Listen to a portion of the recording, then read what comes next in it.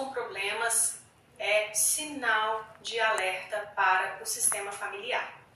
Isso porque a força dos filhos é o amor que ele tem pelo seu sistema familiar, em especial pelos seus pais. Então, as doenças, os problemas na escola, os problemas psíquicos que a criança apresenta, em geral, são expressões do amor deles pelos seus pais, pelo seu sistema familiar. Não estou dizendo que todo problema seja, mas em geral, quando a gente vai investigar, existe ali a expressão do amor da criança pelo seu lugar, pela sua família, pelos seus pais. E aí, se a gente negligencia e trata apenas os sintomas, geralmente a gente não encontra uma boa solução.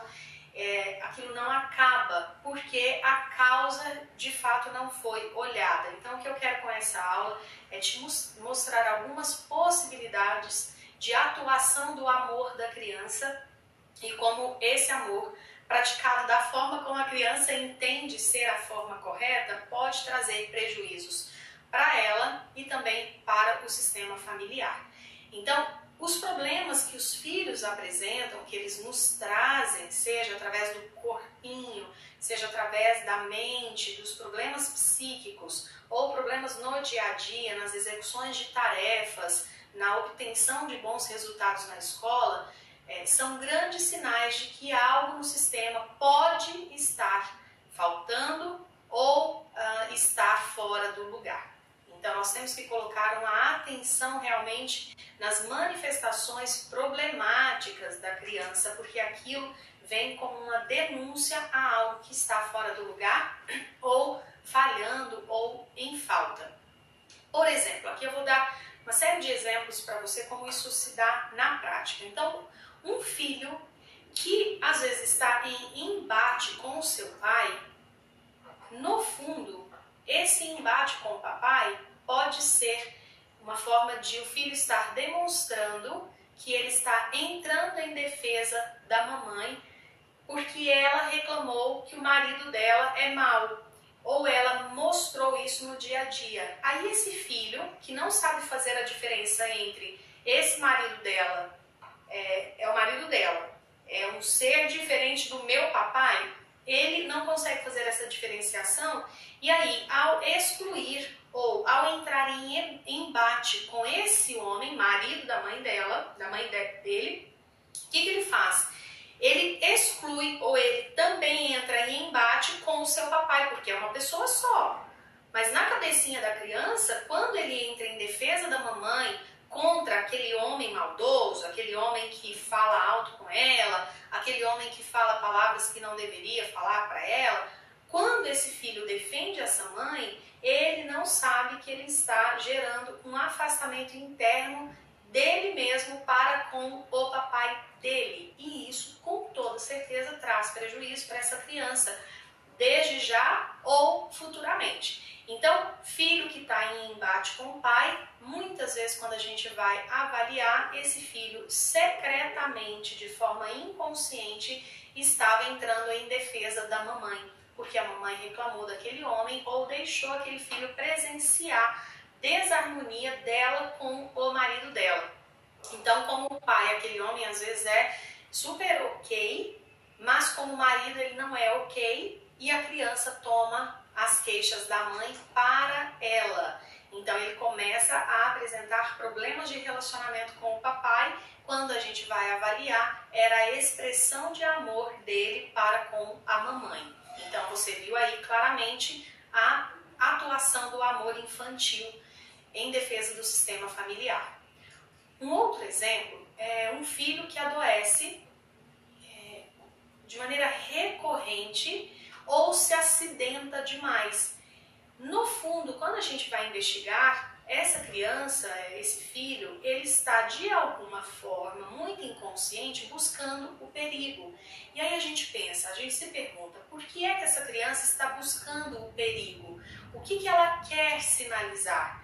E aí, vou dar um exemplo, já aconteceu, caso de aluna minha, que veio relatar as tentativas do filho de se machucar. Então era automutilação em uma criança pequena, então aquilo era muito assustador. Começou com se debatendo no chão, depois batendo a cabeça violentamente contra a parede e depois começou uma tentativa de se machucar com os brinquedos que tinham ali pontas. Ele começou a se arranhar numa tentativa de automutilação e isso era em decorrência do divórcio que estava se estabelecendo. Então ele percebeu que a mãe ficava tão assustada com aquele movimento dele, dava tanta atenção que ela fazia, muitas vezes por ficar muito assustada, fazia contato com o marido, ex-marido, né, processo de separação, e chamava ele para dentro de casa. E então essa criança começou a entender que se eu me machuco, o papai fica dentro de casa. Então, para que é que eu vou melhorar? Por que é que eu vou ser uma criança legal, que brinca bonitinha com os brinquedos, que não adoece, que não dá trabalho na escola, sendo que se eu for um filho legal, o papai e a mamãe se separam. Então, por amor a esse casal, para que eu tenha esse casal convivendo juntos, eu faço mal contra mim, não tem problema, desde que eles fiquem bem e fiquem juntos. De novo, a atuação do amor infantil dentro do sistema familiar.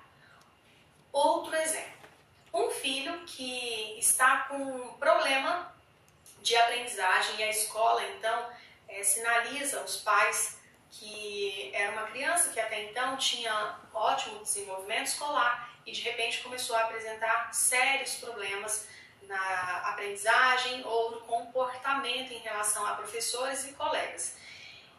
Geralmente, quando a gente vai investigar, a gente vê também que tem alguma coisa acontecendo no sistema familiar, às vezes um parente próximo adoecido, às vezes um problema financeiro que a família está atravessando, às vezes problemas conjugais, às vezes um irmãozinho problemático, ou um filho adulto, um irmãozinho adulto, usando drogas, desenvolvendo uma homossexualidade, enfim. Algum problema aqui na casa dessa criança faz com que ela vá para a escola, mas fique com a cabecinha virada para a casa. Então, ela fica com o pescocinho virado para casa, é como se ela não olhasse para o quadro. Então, ela não olhasse também para o caderno, não ouvisse a professora, porque ela está preocupada em ouvir o que eles estão resolvendo. Será que eles estão conseguindo encontrar uma solução? Será que eu não deveria estar lá para ajudar a encontrar uma solução para o problema que eles estão passando? Então é como se a criança não ficasse de corpo presente na aula. E aí isso faz com que ele fique realmente alheio e apresente dificuldades ou na interação ou na execução das tarefas escolares.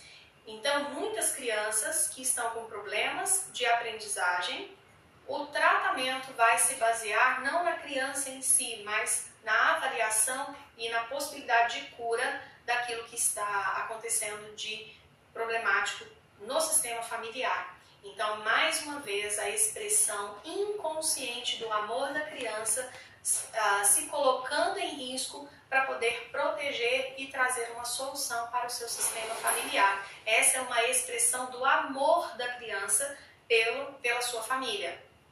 Quero trazer mais 2 casos aqui, casos reais que chegam para mim e que a gente precisa ter um olhar muito amoroso, responsável e sério para conseguir perceber o que tem por detrás ali da expressão de amor daquela criança ou daquele filho. Aqui nesse 4º exemplo é um filho que está com grave recusa alimentar. Então não é que ele rejeita o brócolis ou a cenoura.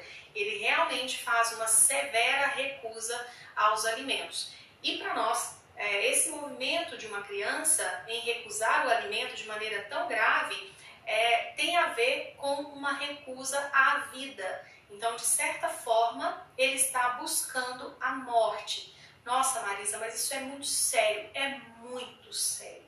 É seríssimo. Quando a gente está diante desses casos, por vezes a gente se arrepia em ver esse movimento da criança, de estar recusando a vida, porque de alguma forma ela está flertando com a morte. As crianças flertam com a morte e a gente não pode negligenciar isso.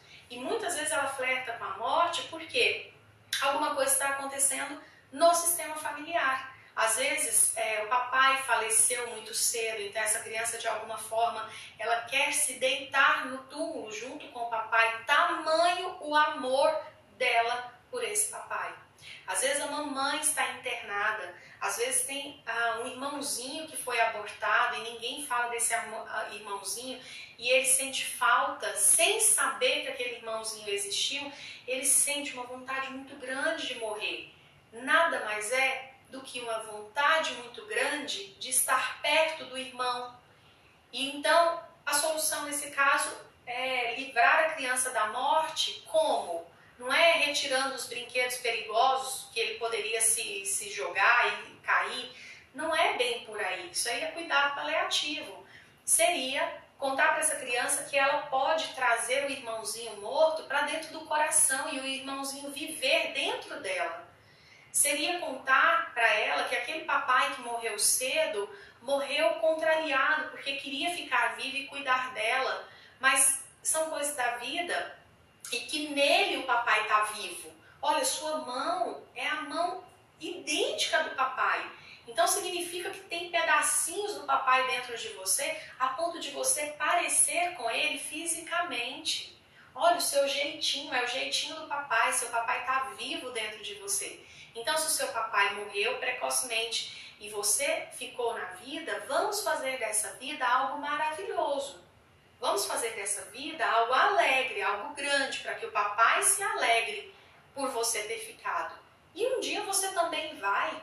É o fim de todo mundo. Enfim, de forma muito amorosa, de forma muito clara, nós podemos livrar nossa criança de destinos trágicos que ele teria por conta do amor que ele demonstra pelo sistema familiar e por algo que aconteceu fora da curva, fora do esperado. Tá bem? Mais uma expressão do amor da criança pelo seu sistema familiar. E aqui, a criança que, um outro exemplo, né, o último exemplo aqui, para a aula poder seguir, é da criança que não dorme. Às vezes o pai e a mãe não entendem por que essa criança não dorme. Bom, primeiro vamos ver as questões ambientais. Está tudo favorável para a criança dormir e descansar? Está tudo favorável. Temperatura, o aconchego da cama, e olhe lá, porque às vezes a criança não tem nada disso e ela cai no sono, né? Mas supondo que seja uma criança que está acostumada com essas coisas, então certifique-se, tudo para ela ali, para ela dormir, tá ok? Tá ok. Por que ela não dorme? Muitas vezes porque ela fica velando, ela fica em observação, ela fica na postura de guarda, que fica velando, protegendo e cuidando alguém que está com problema, alguém que está com preocupações. Então, se o papai e a mamãe estão falando em divórcio, às vezes ela não dorme para ficar vigiando, para não correr o risco de amanhecer e um dos dois não estar mais em casa. Enfim, são exemplos muito pontuais de questões que já chegaram para mim e que eu trago para que você possa fazer os desdobramentos e ter consciência de que essas coisas acontecem e que nem sempre criança que não dorme é porque está com salto de desenvolvimento, na fase de salto. Às vezes não é porque ela, enfim, né, tem um problema com ela. Às vezes porque ela ouviu uma história ruim e não está conseguindo dormir. Não, às vezes é uma forma de ela expressar o amor dela pelo sistema familiar. Então aqui eu quero te dizer algo muito sério, que fique gravado, tatuado no seu coração. As crianças, elas são sempre inocentes. Então sempre quando algo está acontecendo de ruim com uma criança, pode ter certeza que não é com a criança. A criança, através dela, os problemas estão se manifestando. Porque elas são como esponjinhas que ficam pegando no ar e traduzindo para nós da maneira dela que tem alguma coisa precisando de atenção. O problema é que as crianças não sabem que estão exercendo o que a gente chama de amor fantasioso ou amor cego, né? Um amor que é arrogante, porque ela é tão pequena para querer ficar dando conta do divórcio do pai e da mãe, do problema financeiro. Ela não trabalha, ela não tem dinheiro, então como é que ela vai ajudar o papai e a mamãe em um problema financeiro? Mas ela acredita que se ela fizer alguma coisa ali do jeitinho dela, os problemas podem ficar mais amenos. É a fantasia da criança em relação ao amor cego dela pelo sistema familiar. Então, é como se ela dissesse para ela assim: se eu for no lugar deles, se eu morrer no lugar deles, se eu adoecer no lugar deles, se eu pagar a dívida no lugar deles, eles vão ficar livres e vão ficar bem. Só que nessa hora a criança esquece que no relacionamento com os seus pais, elas são pequenas e os pais são os grandes. E aí isso faz com que, por exemplo, nesses exemplos anteriores que eu dei para você, eles mostram, né, como o amor cego da criança é arrogante. Porque a criança esquece, aqui eu sou a pequena. Por isso que cabe aos pais sempre estarem na postura de grandes para poder ter condição de colocar os filhos no lugar de pequenos. Porque isso é que traz conforto para a criança. Na frase do Bert Hellinger, da constelação familiar, ele diz: mostrar para a criança que ela deve se recolher à insignificância dela. E nesse sentido de: você aqui é pequeno, isso não é da sua conta e eu não quero que você se meta nisso, porque isso fica pesado para você.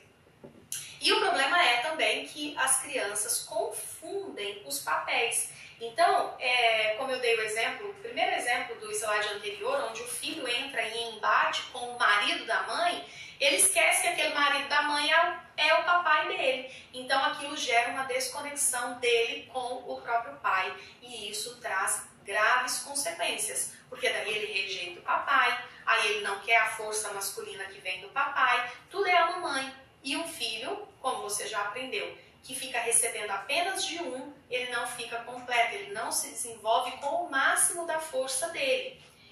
Então, o mais importante é você nunca perder de vista que o amor das crianças é algo sem medida, é algo que ultrapassa todo o nosso conhecimento, inclusive.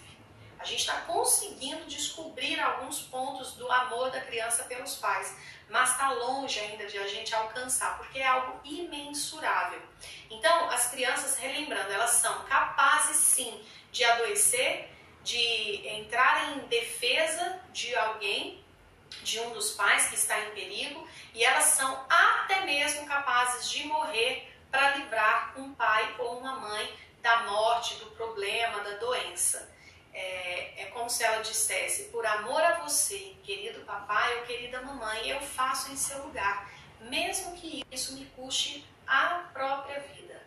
Por amor a você, querido papai, querida mamãe, eu não me caso, eu fico solteiro, eu fico para sempre aqui para garantir que vocês não vão se separar, vocês vão ficar juntos para sempre. E aí, então, não adianta apenas mostrar os efeitos do amor cego, os problemas familiares impactando as crianças, é preciso mostrar uma solução.